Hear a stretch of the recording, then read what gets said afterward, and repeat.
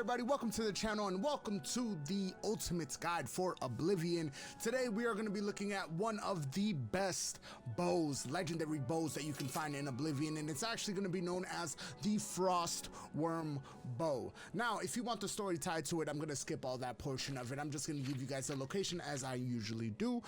It is going to be somewhere around this location. The location's called Dive Rock, and it's actually pretty difficult to get. So usually in exploration, I've already showed you guys how to get to Azura Shrine. Somewhere around the right of Azura Shrine or the east of Azura Shrine, you're gonna find Aaron's Camp. Aaron's Camp is actually pretty simple to get to. It's literally the only little bonfire, basically, that you will find in the area, and to a certain degree, it is going to be tied to that location right up there. Let me go ahead and show you my boat. It's gonna be tied to that location right there. Now, I've never seen anybody do it from the left-hand side. I've always seen people do it from the right-hand side. Left-hand side, if I'm not mistaken, requires a bit of climbing and a bit of angling, but on the right-hand side, it will as well. So if we can, let's just go ahead and, for story purposes, I'm gonna show you guys the way to do it for story purposes. Is basically gonna be doing it from the left-hand side, from Aaron's Camp. Just keep on jumping, keep on jumping, just keep on jumping. Make sure that, and it's essentially, we're basically looking for angles up this route right here to be able to eventually just beam it through the top side of the mountains. It's gonna take a little bit. It's gonna be a slow process, but we're gonna get there. Now, it's a fairly sad story tied to the weapon, to the Frostwyrm weapon, because it deals with basically a troll that has basically killed two hunters, or killed a hunter, his wife, and then basically, well, you'll see. You'll definitely see. No story spoilers, because I do believe that, in all intents and purposes, Skyrim and Oblivion do a really phenomenal job at giving you side stories that are, I would never say that they're just as good as the main story. I think story-wise, they're not the greatest stories ever told, but they are very serviceable. But I do believe that some of those side stories can hit you in the feels, or can have you be like, oh crap, like that actually happened, type of thing. So now that we're up here, just go ahead and head left. Head straight. Basically, it should look something like this, and then Dive Rock should be right around there.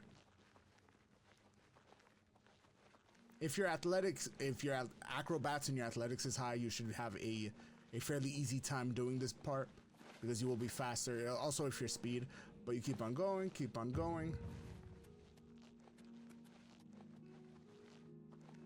And I've miscalculated. Oh no, I just went too high. So yeah, sometimes that happens. So you go too high, it's actually down here. Dive Rock. If I jump, I'm gonna get a bit of acrobat. Yeah. So if you want to know, also, if you want to get your acrobats high, just like a madman, go crazy jumping. This one's gonna hurt. Yeah. Now, you reach Dive Rock. Dive Rock is actually pretty simple. You have this location right here. If you want to get some of the story, Agnar's journal and Agnar's and Svenja's supplies. Now you can understand then you're gonna ask yourself, who's Svenja? Yeah, and that story, to a certain degree, writes itself. You can read the journal. The journal has 9 pages. You can go ahead and do that on your free time. But once you're here, go ahead and make sure that you have your full health, because you are gonna have to fight a very particular. There we go. You're gonna head to the left of the camp, and you're gonna look for the horror of Dive Rock, and that's him right over there. He is a transparent troll. What is going on? He is a transparent troll that you will have to face to be able to get Frostwyrm. A little higher than that. Still. already. And then he moved. There we go. How it only did, oh, it did sneak attack times 3. There we go.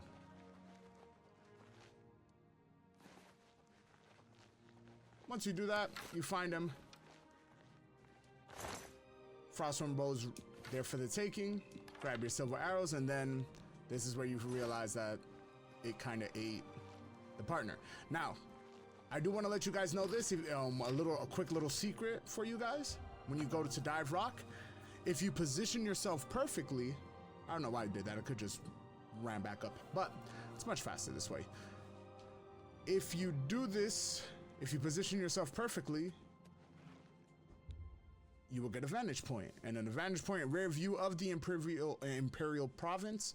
You take a note of a few dungeons and mark their location on your map. Just a free little, you know, gift right there from me to you. But Frostwyrm is a excellent weapon at the end of the day. It is a dwarven bow clad in gold that does frost damage on strike of 15. And like I said, this is a non-leveled weapon, so you can basically, it's gonna stay what it is after, at any point in time during the game. It's just not going to be affected by your level, so at any point, it could be early, it could be later, it's going to be great for anybody to go ahead and take advantage of it. But anyways, you guys, that has been the video. Thank you guys for watching. If you found it helpful, like, share, subscribe. I'm posting this on everywhere, on every single platform. Links are down in the description below. All dollar day keeps in line a little way. Make sure to check my Patreon and YouTube membership. It's been a pleasure. Until next time, Mike, off.